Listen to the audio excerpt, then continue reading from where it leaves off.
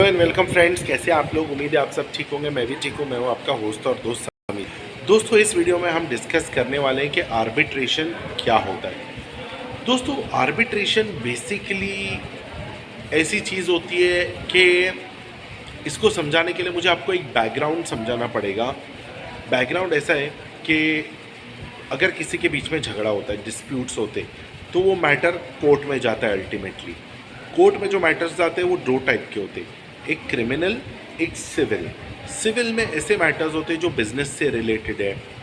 For example, मैंने एक आदमी को पेंटिंग का कॉन्ट्रैक्ट दिया और मैंने उसे कहा कि आप ऐसा ऐसा पेंट कर दीजिए और मैं आपको इतने पैसे दूंगा और इतने दिनों में पेंटिंग करके दीजिए। अब समझ लीजिए कि उसने पेंटिंग कर दिया, लेकिन जब मैंने चेक किया, इंस्पेक्शन किया, तो मेरे हिसाब से वो पेंटिंग वैसी नहीं हुई जैसी मैं चाहता था और मैंने उसे बताया था। तो मैं उसे पैसे देने से मना कर सकता हूँ या कम पैसे दूंगा जो तय हुआ था।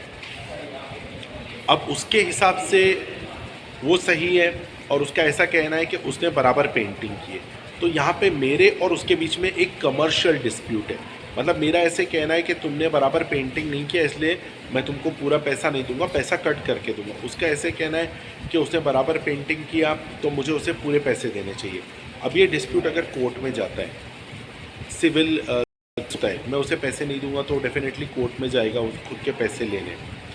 तो वो केस शायद 4 साल, 5 साल, 6 साल चलेगा। अब हम दोनों क्या चाहते हैं? हम दोनों ये चाहते हैं कि मैटर जल्द से जल्द सॉल्व हो जाए, उसको भी उसके पैसे मिल जाए, हम कोर्ट कचहरी के बहुत सालों के धक्के से भी बच जाए। तो इस सिनेरियो में हम लोग एक पर्सन को अपॉइंट करेंगे, एक आदमी को अपॉइंट करेंगे जिसको थोड़ी बहुत नॉलेज होगी कानून के बारे में। मोस्टली वो वकील होगा, क्योंकि ये हमारा छोटा सा डिस्प्यूट है, शायद कुछ लाखों रुपए का या कुछ हज़ारों रुपए का।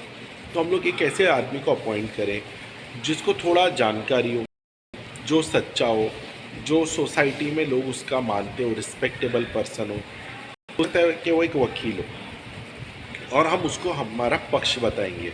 जैसे मैं उसको बताऊंगा कि देखो मैंने इसे ये लिखत में दिया था, ऐसे कर रहा है, वो बताएगा मैंने ऐसे किया, और फिर वो जो आदमी है वो डिसाइड करेगा कि कौन सही है कौन गलत है। इस आदमी को आर्बिट्रेटर बोलते हैं। और ये जो प्रोसीजर हो रहा है, मतलब ये जो जो तय होने वाला है कि कौन सही है कौन गलत है, ये नॉर्मली कोर्ट में होता है, सिविल कोर्ट में। ये बाहर हो रहा है तो कोर्ट में होता है तो इसको बोलते हैं केस, ये बाहर हो रहा है तो इसको बोलते हैं आर्बिट्रेशन। तो इस तरीके से आर्बिट्रेशन होता है कि जल्द से जल्द लोगों के कमर्शियल डिस्प्यूट्स सॉल्व हो जाए। जब हम जाते हैं तो हमें कुछ अमाउंट ऑफ कोर्ट फीस भरनी पड़ती है जो बहुत ज़्यादा नहीं होती।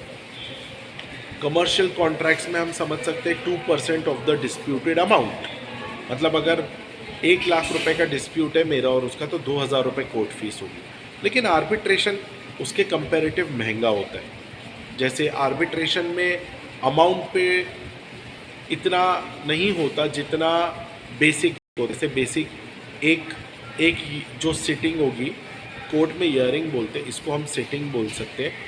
तो जो एक सिटिंग होगी उसका 5000 या 10,000, डिपेंड्स कितना बड़ा आर्बिट्रेशन है, तो इस हिसाब से होता है। तो आर्बिट्रेशन थोड़ा सा महंगा होता है कोर्ट प्रोसीडिंग्स से, लेकिन वो जल्दी होता है। तो अगर जिन लोगों को बड़े केसेस हैं और वो चाहते हैं कि उनका पैसा उनको जल्दी मिल जाए, तो डेफिनेटली वो आर्बिट्रेशन में जा सकते हैं। अगर बड़े अमाउंट है तो वहाँ पे अगर आपको पैसा टाइम पे नहीं मिल रहा तो आपको वैसे भी इंटरेस्ट आपका लॉस होगा। मतलब आपका जो वो पैसे को आप कहीं और बिजनेस में लगाते या बैंक में रखते तो आपको जो इंटरेस्ट मिलता है या जो आप पैसे से पैसा कमा सकते हो वो लॉस हो रहा है। तो आर्बिट्रेशन इन चीज़ में इम्पॉर्टेंट है। अभी अगर हम ये सवाल पूछे क्या छोटे मोटे बिजनेसेस आर्बिट्रेशन में जा सकते हैं, डेफिनेटली जा सकते हैं। तो अगर आप भी अपने डिस्प्यूट्स का आर्बिट्रेशन करवाना चाहते हैं तो आप नीचे दिए हुए नंबर पे हमें contact. Thanks for watching. Bye.